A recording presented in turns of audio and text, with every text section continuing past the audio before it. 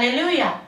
ఏదైనా వాక్యము యోం దెబిరీం 11వ తారీఖు 7వ నెల 2025వ సంవత్సరం. మన దేవుడు మనకిస్తున్న చక్కటి వాగ్దానము రాజులు రాసిన 2వ గ్రంథము 2వ అధ్యాయము 14వ వచనం 15వ వచనం. ఏలియా ఆత్మ ఎలీషా మీద నిలిచి ఉన్నదని చెప్పుకొని అతనిని ఎదుర్కొనబోయి అతనికి సాష్టాంగ నమస్కారము చేసిరి. ఏలియా ఆత్మ ఎలీషా మీద ఉన్నదని దగ్గర ఉన్న వాళ్ళు చూశారట. చూసి వాళ్ళు ఏం చేశారు? అతనిని ఎదుర్కొని అతనికి సాష్టాంగ నమస్కారం చేశారు. నీ చుట్టూ ఉన్న వాళ్ళు నిన్ను చూస్తూ ఉన్నప్పుడు నీలో దేవుని ఆత్మ ఉంది అనిపించుకోవాలే కానీ ఇది దయ్యపు ఆత్మ, ఇది దురాత్మ, ఇది అపవిత్రాత్మ, ఇది భ్రమపరిచే ఆత్మ, ఇది అంధకార సంబంధమైన ఆకాశములలోని శక్తులు అని మాట్లాడుకోకూడదు. ఈ విషయం జ్ఞాపకుంచుకోండి.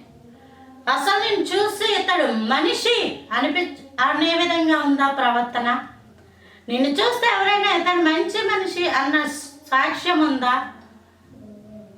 ఒక వ్యక్తి ఖాళీ గ్లాసు లాంటిది. ఆ వ్యక్తిలో దేవుడు వచ్చినప్పుడు ఆ గ్లాసు దేవుని చేత నింపబడినట్టే మన జీవితాలలో కూడా దేవుని ఆత్మతో మనం నింపబడితే దేవుడు మనుషులకు కనబడతాడు. దయ్యపు ఆత్మల చేత నింపబడితే దయ్యాలే లోకానికి కనబడతాయి. ఖాళీ జీవితం, ఖాళీ పాత్ర. ఒక వ్యక్తి యొక్క జీవితం ఖాళీ పాత్ర. దేవుడు ఆ జీవితాల్లోకి వస్తే ఆ చుట్టూ ఉన్న వాళ్ళకి అర్థమైపోద్ది. ఇంక మనం చెప్పక్కర్లేదు మా దేవుడు వచ్చాడు, దేవుడు ఉన్నాడు నాలో చెప్పక్కర్లేదు. చూడగానే ఏలియా ఆత్మ ఎలీషా మీద ఉన్నదని వాళ్ళు చూచి ఎక్కడి నుంచి దూరం నుంచే చూసి అతనిని ఎదుర్కోవడానికి వచ్చి సాష్టాంగ నమస్కారము చేశారట. కాబట్టి నీ జీవితాలలో నీ చుట్టూ ఉన్న పరిస్థితులు నీకు లోబడాలి అంటే, నీ చుట్టూ ఉన్న పరిస్థితుల మీద దేవుని అధికారం మాత్రమే పని చేయాలంటే, ఎవరైనా నీ దగ్గరకు వచ్చి మంచి మాటలు పలకాలి అంటే నీవు మొట్టమొదట దేవుని ఆత్మచేత నింపబడాలి. దేవుని యొక్క అభిషేకము కింద ఉండాలి. ఎప్పుడైతే దేవుని అభిషేకము కింద మనం ఉంటామో మనం చెప్పక్కర్లేదు, అభిషేకం మాట్లాడుతుంది, దేవుడే మాట్లాడతాడు. వాళ్ళు మనల్ని చూసిన వెంటనే వీళ్ళల్లో దేవుడు ఉన్నాడు, వీళ్ళల్లో దేవుడు ఉన్నాడు అని వాళ్ళంతటా వాళ్ళే మాట్లాడేసుకుంటారు. వాళ్ళే వచ్చి వాళ్ళ జీవితాలు ప్రభుకు సమర్పించుకొని ప్రభు మాటకు లోబడిపోతూ ఉంటుంటారు.